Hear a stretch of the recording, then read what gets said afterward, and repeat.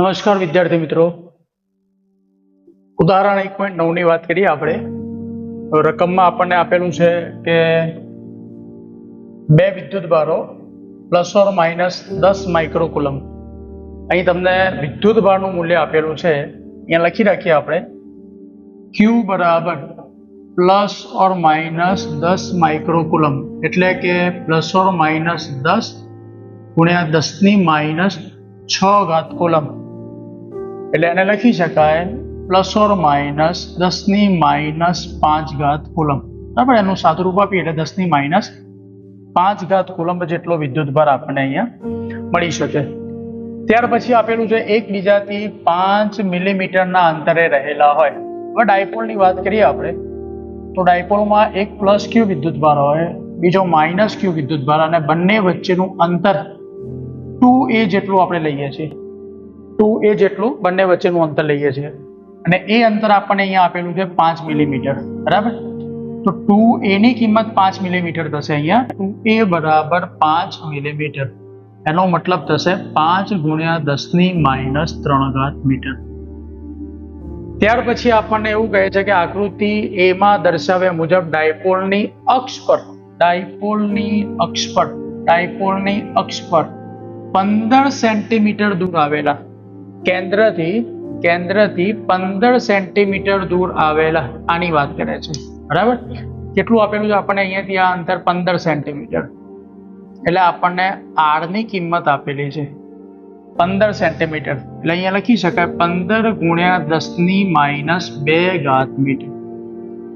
દૂર આવેલા ધન વિદ્યુતભાર બાજુ, એટલે કે ધન વિદ્યુતભારની બાજુ 15 સેન્ટીમીટર P બિંદુ જે દૂર આવેલું છે એ, અને આકૃતિ B માં દર્શાવ્યા પ્રમાણે O માંથી પસાર થતી અને અક્ષને લંબ રેખા પર O થી 15 સેન્ટીમીટર, આ અક્ષ ઉપર 15 સેન્ટીમીટર, અહીં O થી વિષુવ રેખા પર 15 સેન્ટીમીટર અંતરે જે Q બિંદુ આવેલું છે, એ બંને બિંદુ પાસે તમારે વિદ્યુત ક્ષેત્ર મેળવવાનું છે. એકદમ સરળ પ્રશ્ન છે મિત્રો. હવે સૌથી પહેલા આપણને એ ખબર હોવી જોઈએ કે આની અંદર ડાયપોલની અક્ષ પર અને ડાયપોલની વિષુવ રેખાઓ પર વિદ્યુત ક્ષેત્ર શોધવા માટેના સૂત્રો કયા છે. તો સૌથી પહેલા અક્ષ માટે અહીંયા લખીએ E અક્ષ બરાબર, સૂત્ર આપણે જાણીએ છીએ થિયરીમાં 2kp/r3. બરાબર, આના ઉપરથી આનું મૂલ્ય મળશે. કિંમત મૂકી સાદુરૂપ આપીએ, પણ આપણને અહીં P એટલે કે વિદ્યુત ડાયપોલ મોમેન્ટ ની કિંમત આપણને ખબર નથી, તો પહેલા એ શોધવી પડશે. અહીંયા P ની કિંમત આપણે પહેલા શોધી લઈએ. બરાબર, તો ચલો અહીં લખીએ આપણે P બરાબર Q into 2a. Q ની કિંમત આપણે જાણીએ છીએ 10 ની માઇનસ 5 ઘાત કુલમ, અને 2a એટલે કે બે વિદ્યુતભારો વચ્ચેનું અંતર યાદ રાખીશું. આ 5 મિલીમીટર જે અંતર આપેલું છે એ આખું 2a નું અંતર આપેલું છે. ફક્ત a નું અંતર ગણી અને પછી 2 વડે ગુણીને 10 મિલીમીટર કરવાની ભૂલ ના કરીએ આપણે. આખું 2a નું અંતર 5 મિલીમીટર આપેલું છે, એટલે અહીંયા લખીશું આપણે 5 ગુણ્યા 10 ની માઇનસ 3 ઘાત મીટર. હવે આનો ગુણાકાર કરીએ એટલે આપણને P ની કિંમત મળશે મિત્રો 5 ગુણ્યા 10 ની માઇનસ 8 ઘાત, એકમ થશે કુલમ્બ ઇન્ટુ મીટર. હવે ભૂલથી અહીં સ્મોલ cm ના કરીએ આપણે, આ સેન્ટીમીટરનું એકમ લખાશે. કુલમ્બ માટે કેપિટલ C અને મીટર માટે સ્મોલ m કરીશું. બરાબર, હવે P મળી ગયો આપણને. P ની કિંમત આપણે મૂકીશું અહીં, અને K ની કિંમત આપણે જાણીએ છીએ 9 ગુણ્યા 10 ની 9 ઘાત. તો સાદુરૂપ આપીએ 2 ગુણ્યા 9 ગુણ્યા 10 ની 9 ઘાત, અને P ની કિંમત જે આપણે શોધી 5 ગુણ્યા 10 ની માઇનસ 8 ઘાત અપોન r3. હવે r ની કિંમત જે આપણે લેવાના એ અહીંયા જે 15 સેન્ટીમીટર બંને માટે સેમ જ આપેલી છે. 15 સેન્ટીમીટર એટલે કે 15 ગુણ્યા 10 ની માઇનસ 2 ઘાત મીટર, અને એની 3 ઘાત કરીશું. આનું સાદુરૂપ આપવાથી તમને જે જવાબ મળશે એ અક્ષ પરના બિંદુએ 15 સેન્ટીમીટર જે અંતર આપેલું છે એ અંતરે આપણને વિદ્યુત ક્ષેત્ર મળશે. એનું એકમ લખીશું આપણે ન્યૂટન પર કુલમ. બરાબર, એકવાર ચેક કરી લઈએ એનો આન્સર કેટલો આવે છે.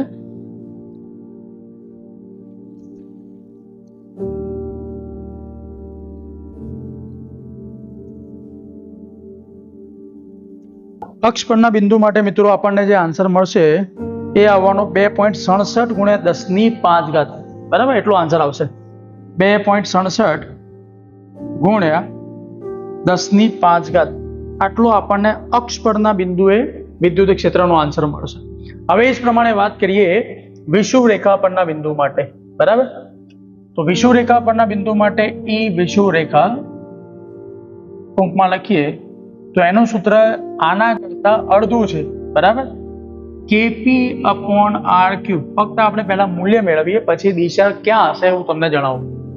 કિંમત મૂકીએ આપણે તો અહીંયા દેખાય છે કે kp/r³ ની કિંમત જે છે એ આના કરતા અડધી થશે, કારણ કે આની અંદર 2 ગુણાયેલો છે.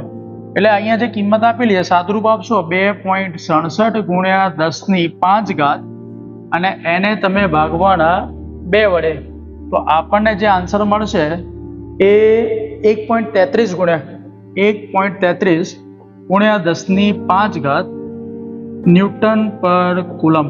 આટલું મિત્રો આપણને અહીંયા આન્સર વિષુવવૃત્ત રેખા માટે મળશે.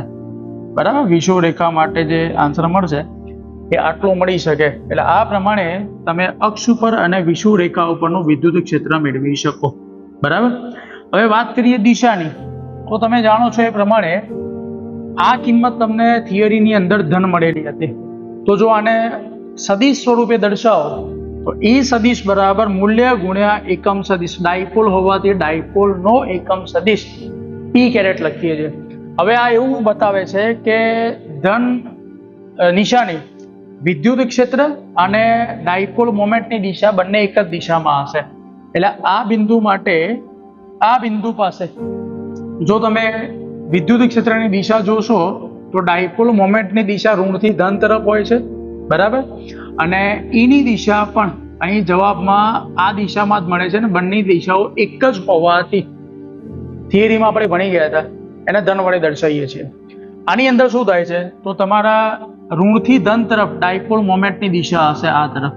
બરાબર, જ્યારે વિદ્યુત ક્ષેત્ર તમને અહીંયા દેખાય છે આ દિશામાં મળે છે, તો બંને પરસ્પર વિરુદ્ધ દિશામાં અહીંયા દેખાતા હોવાથી આ જો સદિશ સ્વરૂપે લખવામાં આવશે તો ઈ સદિશ બરાબર -p કેરેટ સાથે આ સૂત્ર લખવાનું થશે. એટલે દિશામાં અક્ષ ઉપર ધન વિદ્યુતભાર તરફ જો દર્શાવવામાં આવે તો બંને એક જ દિશામાં હોવાથી તમારું મૂલ્ય ધન આવશે. જ્યારે અહીંયા જો સદિશ સાથે દર્શાવો તો કિંમત ઋણ આવશે, જો આપણે સદિશ સાથે બતાવવા માંગીએ તો.